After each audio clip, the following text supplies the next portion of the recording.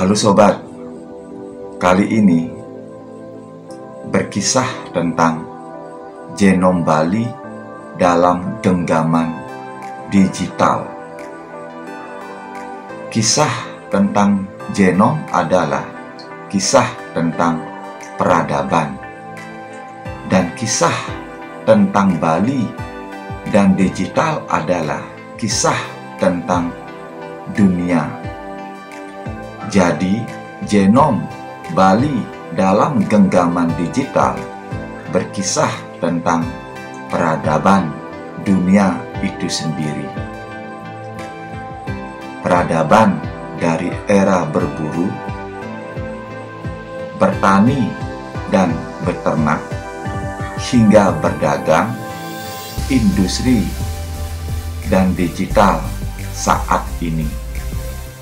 Pendeknya, kisah tentang lintas generasi, generasi mula hingga generasi milenial dan generasi Z. Di dalamnya tertampilkan pula beragam karakter dan perilaku. Inilah epos ribuan tahun ikhwal keperkasaan raja, kebenaran agama, dan keadilan republik yang mencengangkan, yang semuanya terekam oleh digital. Hanya dengan satu tombol semuanya bisa diakses. Apa arti semua ini? Artinya, semua kejadian dan keadaan masa lalu, baik yang pahit maupun manis, terekam di dalam darah setiap manusia. Singkat cerita, semua pengalaman peradaban dalam pengertian yang luas telah melekat dalam tubuh setiap orang yang ditransfer melalui teknologi. Misal, Anda ingin mengetahui Bali tempo dulu hingga kini, Anda tinggal mengakses Google maupun YouTube. Apa pesan yang ingin disampaikan dari fenomena di atas? Pesannya sangat sederhana, yaitu generasi milenial dan generasi Z lebih condong ke depan, alias berpikir visioner. Berhentilah bertengkar tentang hal-hal masa lalu, karena rekam jejak masa lalu terekam jelas dan pasti di internet. Bila kita masih bertengkar tentang hal-hal masa lalu, seperti pertengkaran terkait keyakinan dan kepercayaan, artinya kita mundur sebagai manusia. Masa lalu jangan diartikan kita harus menanggalkannya maupun meninggalkannya. Namun, kita adalah bagian dari masa lalu itu, di mana masa lalu telah mengalir dalam darah. Ini penting agar kita berhenti menghujatnya. Fenomena inilah yang kita saksikan pada generasi milenial dan Z. Mereka sibuk dengan internet, bahwa internet memberi akses kepadanya untuk bertumbuh dan berkembang. Berhentilah menghukum mereka pada internet. karena internet adalah genomnya.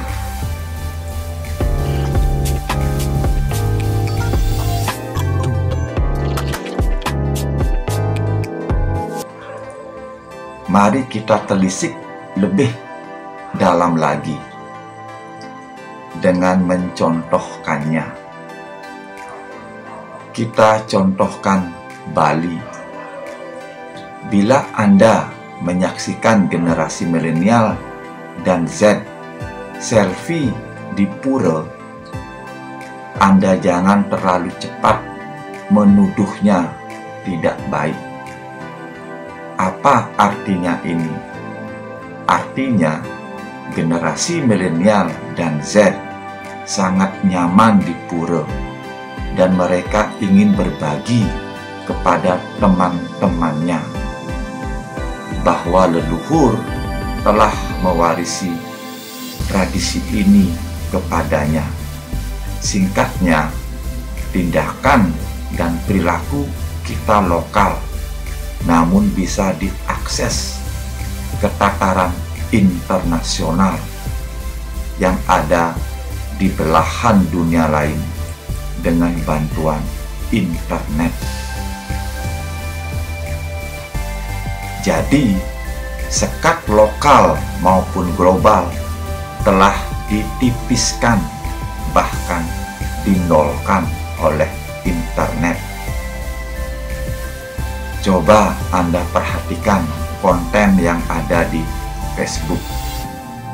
Isinya lokal, namun konteksnya global. Jadi genom internet telah mengantarkan lokal pada kedudukan global. Dengan kata lain, lokal adalah bagian dari global, dan global adalah lokal itu sendiri. Dengan cara inilah Bali harus berkembang. Berkembang dalam arti tidak tersekat-sekat oleh masa lalu, namun Bali yang visioner, Bali yang global, karena Bali adalah milik dunia. Itulah genom Bali dalam genggaman digital yang dimaksud. Biar lebih menghibur, mari kita buat contoh lagi satu.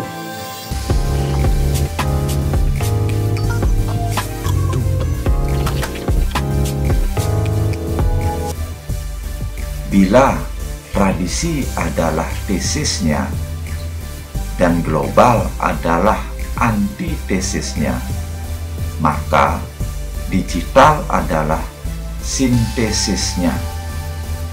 Dan suatu saat nanti, sintesis bakalan menjadi tesis.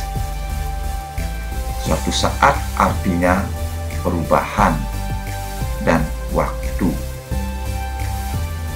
Tradisi sebagai tesis adalah ensiklopedia warisan leluhur yang memukau tentang alam dan lingkungan. Sedangkan global sebagai antitesisnya adalah ensiklopedia manusia yang memikat dan merangkul perbedaan tentang pemahaman etika alam dan lingkungan. Oleh karena itu, digital sebagai sintesis adalah catatan dan rekam jejak dari alam, manusia, dan lingkungan yang dimasukkan ke dalam chip teknologi untuk bisa diakses oleh siapapun dan dimanapun mereka berada dalam waktu yang singkat, bahkan bersamaan. Apa arti semua ini? Artinya, digital menyuguhkan sejarah alam, manusia, dan lingkungan yang dikemas dalam algoritma teknologi yang sangat rapi, jauh dari kata sembrono. Untuk menikmatinya, tinggal pencet satu tombol saja. Genom Bali dalam digital adalah karya yang sangat bagus, menghibur, dan tepat waktu. Narasinya pendek namun padat informasi dan makna. Epiknya menantang dan bisa dinikmati oleh semua kalangan. Mengapa ini bisa terjadi? Karena setiap orang berpartisipasi dalam memproduksi genomnya. Singkatnya, genom memberi kebebasan dalam berupaya dan berusaha, dan itu adalah hak asasi genom. Jauh dari kata kemunafikan yang sebenarnya sangat spiritualis. Dikatakan demikian karena tujuannya adalah untuk berbagi pengetahuan, berbagi pengalaman, dan berbagi keterampilan melalui teknologi. Jadi, genom digital adalah penghubung masa lalu dan masa depan dengan cara yang visioner. Sepertinya hal ini terus akan berkembang. Mengapa? Karena genom senantiasa berevolusi demi kemajuan. Begitu juga dengan Bali. Sekalipun Bali gagal, hal itu akan terus bertumbuh. Mengapa? Karena gagal adalah suatu konsep yang belum selesai, dan tugas Andalah untuk menyelesaikannya, dan pastinya tidak akan pernah selesai. Begitulah sobat, kisah genom yang sampai hari ini terus memutuskan untuk maju,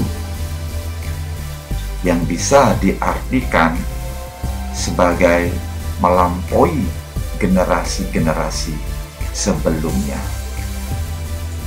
Dan itu bagus demi keberlangsungan hidup dan kehidupan. Sampai di sini dulu sobat, cerita genom digitalnya. Mudah-mudahan tersampaikan dengan jelas dan baik dan dipahami. Sampai jumpa di cerita berikutnya.